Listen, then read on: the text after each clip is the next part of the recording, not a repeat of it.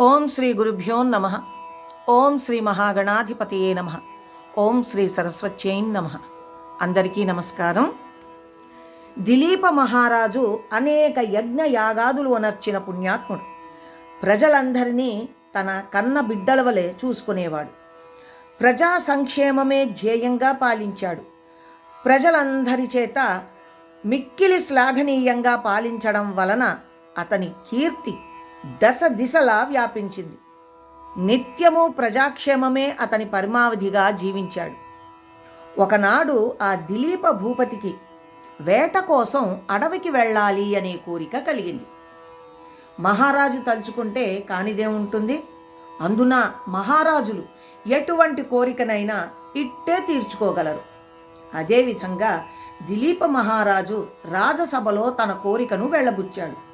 ఇంకేముంది, రాజు తలుచుకోవడం కాకపోవడమున మంది మార్బలం తయారయ్యారు. వేటకు కావలసిన సమస్తము సమకూర్చబడ్డాయి. కావలసిన వస్తువులన్నీ సిద్ధం చేశారు. ఒక సుముహూర్తం నాడు దిలీప మహారాజు వేట దుస్తులు ధరించి సైన్య సమేతుడై వేట కోసం అడవులకి బయలుదేరాడు. దిలీప మహారాజు వేట కోసమై ఎంచుకున్న అడవి మిక్కిలి క్రూర జంతువులమయమైంది మరియు చాలా భయంకరమైంది. దట్టమైన ఆ అరణ్యం నుండి క్రూర జంతువులు సమీప గ్రామాలపై పడి పశువులను మనుష్యులను చంపి నానా భీభత్స భయోత్పాతాలని సృష్టిస్తున్నాయి. కనుకనే దిలీప మహారాజు వేటకు వెళ్ళాలి అని నిశ్చయించుకున్నాడు.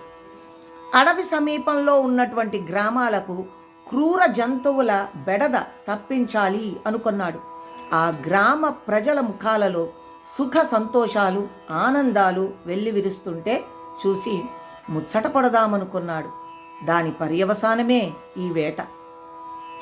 అరణ్యంలోకి ప్రవేశించిన దిలీప మహారాజు క్రూర మృగాలకి కనబడకుండా చెట్ల చాటున పొదల మాటున రహస్యంగా పొంచి ఉండి కనిపించిన క్రూర మృగాలనన్నింటినీ చంపసాగాడు.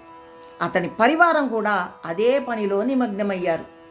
ఈ విధముగా వారా అడవిలో కొన్ని రోజులు ఉండి లెక్కలేనన్ని క్రూర మృగాలని వధించారు. దిలీపుడు ఒకనాడు ఒక మృగంపై బాణం వెయ్యగా అది తప్పించుకుని పారిపోయింది. దిలీపుడు కూడా పట్టు విడవకుండా దానిని వెంబడిస్తూ పరిగెత్తసాగాడు. ముందు మృగము, దాని వెనక దిలీపుడు, దిలీపుని వెంట అతని పరివారమంతా పరుగిడసాగింది. పారిపోయిన మృగము పరుగున ఒక దట్టమైన కీకారణ్యంలో ప్రవేశించింది. పరిగెత్తిన దిలీపుడు అలసిపోయాడు. దాహం కోసం చుట్టూరా చూశాడు. పరివారమంతా నీటి కోసం వెదుగులాట ప్రారంభించారు. అలా వెతకగా వారికి సమీపంలోనే ఒక సరస్సు కనిపించింది. బ్రతుకు జీవుడా అంటూ దిలీపుడు అతని పరివారమంతా కడుపు నిండా నీరు త్రాగి దాహం తీర్చుకున్నారు. అదే సమయంలో కొన్ని మృగములు కూడా దాహం తీర్చుకోవడానికి ఆ సరస్సు దగ్గరికి వచ్చాయి. ఇది గమనించిన దిలీపుడు అతని పరివారము అంతా వాటిని అన్నింటినీ చంపి చిత్రాతి చిత్రమైన వాటి చర్మాలను ఒలిపించి తమ గుర్రాలపై వేసుకుని అందరూ తిరుగు ప్రయాణం కట్టారు.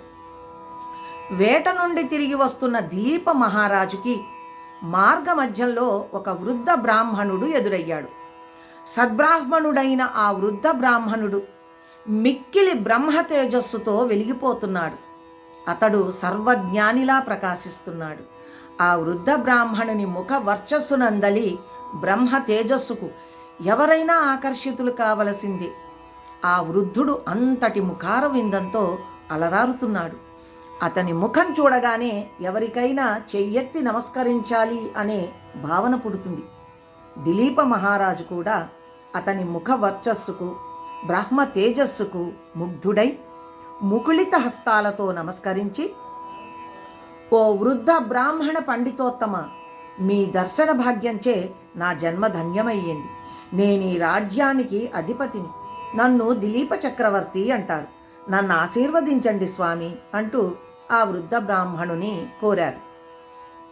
ఆ వృద్ధ బ్రాహ్మణుడు దిలీప మహారాజుని యగాదిగా చూసి ఆపాదమస్తకము పరిశీలించి ఈతడు మంచివాడి వలె ఉన్నాడు అని అనుకుని ఏదైనా సహకారం అందించాలి అని ఎంచి, మహారాజా, సరస్సులో ఉన్న నీటిని త్రాగి నీ దాహం తీర్చుకుని వెళ్ళిపోతున్నావే, కానీ ఇది మాఘమాసమని సరస్సులో స్నానం చేయాలని తెలియదా?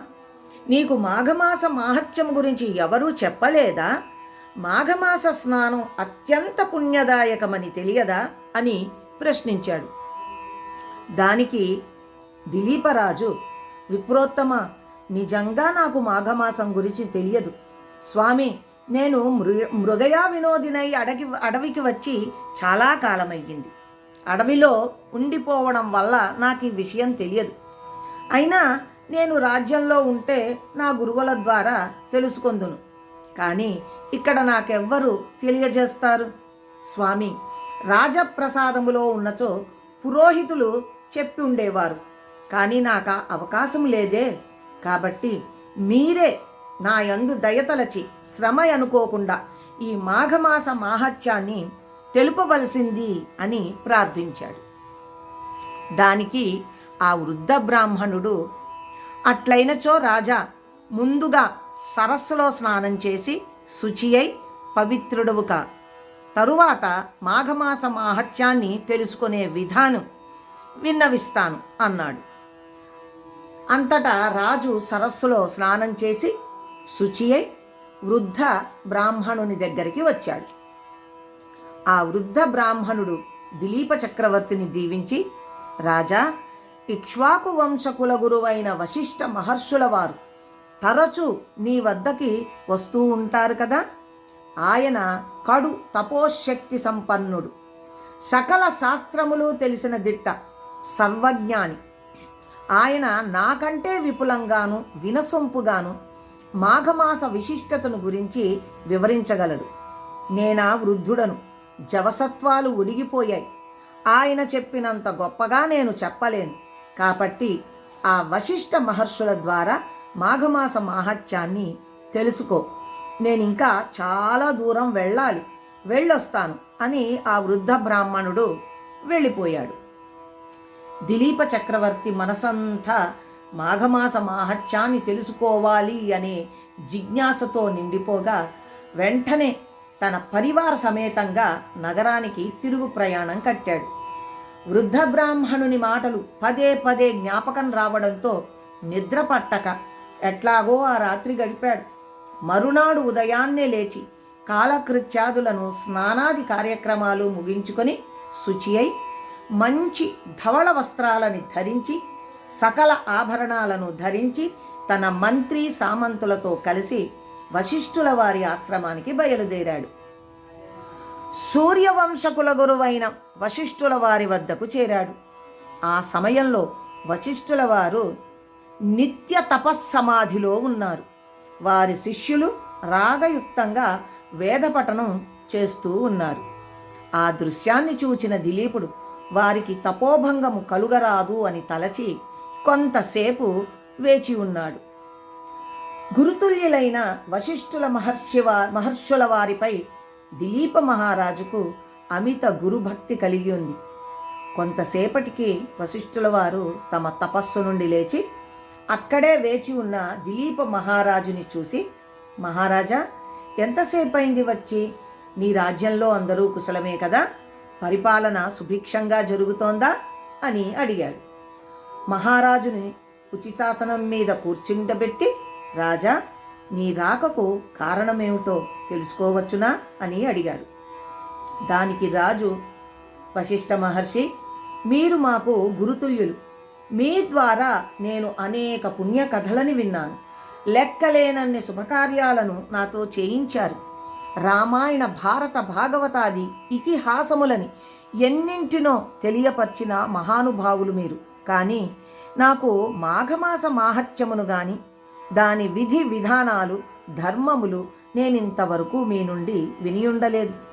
కాబట్టి మీరు నా యందు దయతలచి మాఘమాస మాహత్యం, ఆ మాసములో చేయదగు విధి విధానాలని, ధర్మాలని, మాఘమాస విశిష్టతలని వివరింపమని వేడుకుంటున్నాను అన్నాడు. దానికి ఆ వశిష్ఠుల వారు, దిలీప చక్రవర్తి, నీ కోరిక చాలా సమంజసంగా ఉంది. మాఘమాస మాహత్యాన్ని ప్రతి వారు తెలుసుకోవలసింది. ప్రతి ఒక్కరూ మాఘమాస మాహత్యాన్ని తెలుసుకుని తరించవలసిందే. అయితే నాకు తెలిసినంత వరకు మాఘమాస మాహత్యాన్ని నీకు తెలుపుతాను. నిజానికి దీని మాహత్యాన్ని తెలుసుకొనుట ఎవ్వరి తరం కాదు. ఈ మాఘమాస నదీ స్నానము అత్యంత ఫలదాయకం. ఈ మాసములో నదీ స్నానం చేయడం వల్ల లభించే పుణ్య ఫలమును మరే యజ్ఞయాగాదులు క్రతువులు చేసినా లభించదు. ఈ మాసంలో మనుష్యులు చేయు నదీ స్నానం వలన అత్యంత పుణ్యాత్ములగుతున్నారు. ఈ మాఘమాసం ఒక ప్రత్యేకతని సంతరించుకున్నది. ఒక్క నదీ స్నానం వల్లనే మనుజులు కడు పుణ్యాత్ములై పుణ్యలోక ప్రాప్తిని పొందుతారు. ఈ మాఘమాస స్నానము శాశ్వత స్వర్గలోక ప్రాప్తిని ఇస్తుంది. అంతేకాని ఇతర యజ్ఞ యాగాదుల వలె తాత్కాలిక ఫలితమును ఇవ్వదు. శాశ్వత స్వర్గలోక ప్రాప్తిని పొందాలి అన్న మాఘమాస నదీ స్నానం ఒక్కటే తరుణోపాయం. మరే ఇతర పుణ్యకార్యముల వలన ఇది సాధ్యం కాదు. ఇంతటితో మాఘపురాణం 2వ రోజు పారాయణం కూడా ముగిసింది. తిరిగి రేపటి పారాయణంలో కలుసుకుందాం.